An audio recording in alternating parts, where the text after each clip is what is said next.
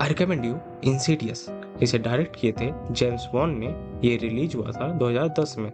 Story start होती है lumbar family से जो एक नए घर में शिफ्ट होती है। सब कुछ ठीक चल रहा होता है कि तभी उनका बेटा डाल्टन अचानक एक रहस्यमय कोमे में चला जाता है। डॉक्टर भी हैरान है क्योंकि डाल्टन को ना कोई चोट लगी होती है ना ही कोई बीमारी होती है। जल्द ही घर में अजीब आवाज आने लगती है और डरावनी परछाई दिखने लगती है। डाल्टन की माँ रेनी को लगता है कि घर में भूत है।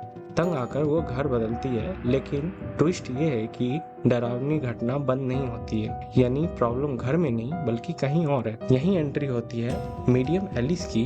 वह एक चौंकाने वाली खुलासा करती है डाल्टन कोमा में नहीं है बल्कि उसका आत्मा उसके शरीर से बाहर निकल के डरावनी दूसरी दुनिया में चली गई है जिससे दी फादर कहते हैं। क्योंकि डाल्टन का शरीर खाली पड़ा है इसलिए दी फादर की बुरी आत्मा, खास करके वो खौफनाक लिपस्टिक फेस डीमन उसके शरीर पर कब्जा करना चाहता। पता चलता है कि डाल्टन के पिता जॉस के पास भी बचपन में यही पावर था, बट जॉस इस पावर को यूज करना भूल जाता है। लेकिन वो डिसाइड करता है अपने बेटे को बचाने के लिए दी फादर में जाएगा। जॉस अब अपने बेटे को कैसे बचाएगा ये तो आपको मूवी देख के ही पता चलेगा। I recommend you Insidious.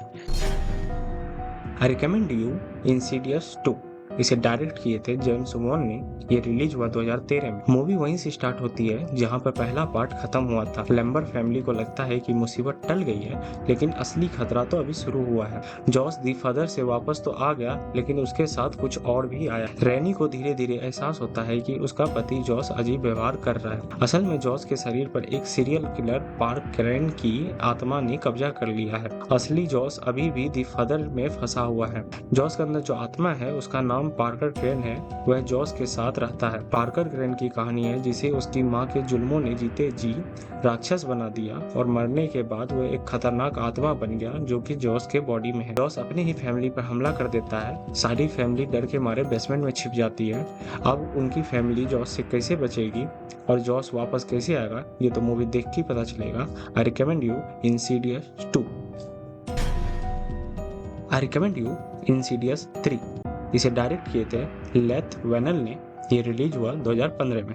ये मूवी द प्रीक्वल है पहले दो फिल्मों इंसीडियस 1 एंड 2 के कुछ साल पहले की कहानी बताती है।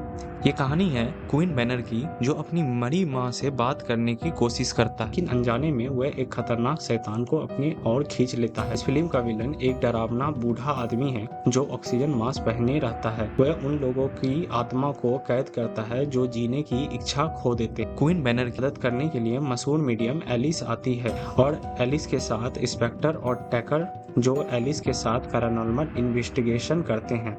स्पेक्टर और टैकर जो अपने कॉमेडी और गैजेट से फिल्म को थोड़ा हल्का बनाए रखते हैं। अब एलिस दी फादर में जाएगी क्वीन बैनर को बचाने के लिए। एलिस क्वीन बैनर को बचा पाएगी या नहीं ये तो मूवी देख के ही पता चलेगा। I recommend you Insidious 3।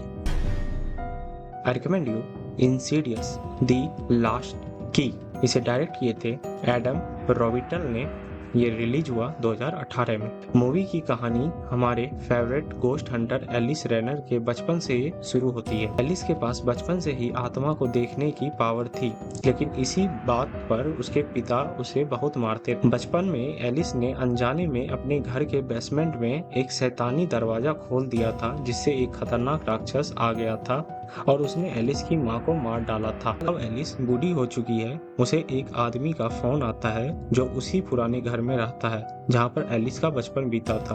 वह आदमी कहता है इस घर में पैरानॉर्मल एक्टिविटी हो रहा है। एलिस डरती तो है पर वो डिसाइड करती है कि उस घर में वो जाएगी। वो अपने दोनों साथी के साथ उस घर में जाने का डिसाइड करती है। एलिस वहाँ इन्वेस्टिगेशन स्टार्ट करती है। एलिस को कुछ शॉकिंग बात पता चलता है कि उस शैतान का नाम की फेस है और एलिस को ये भी पता चलता है कि वह शैतान उसके पिता और उस घर में जो रह रहा वो आदमी को कंट्रोल कर रहा है और वो सिर्फ एक यंग वुमेन को मारते थे। अब आगे एलिस उस शैतान से कैसे लड़ेगी वो तो आपको मूवी देख के पता चलेगा।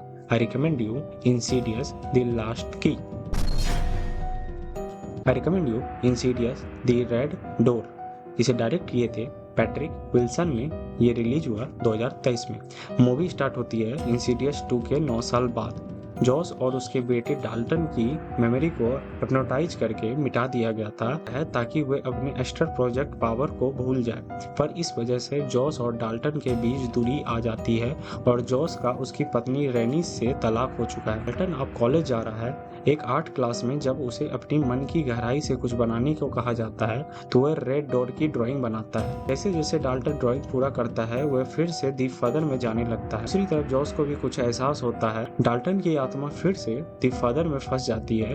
वहाँ पुराना लिपस्टिक फेस डीमन उसे कैद कर लेता है और अब इधर जॉस की मेमोरी वापस आ जाती है। अब जॉस डाल्टन को बचाने दी फादर में जाएगा और डाल्टन को बचा पाएगा या नहीं ये तो मूवी देख के ही पता चलेगा। I recommend you Insidious the Red door.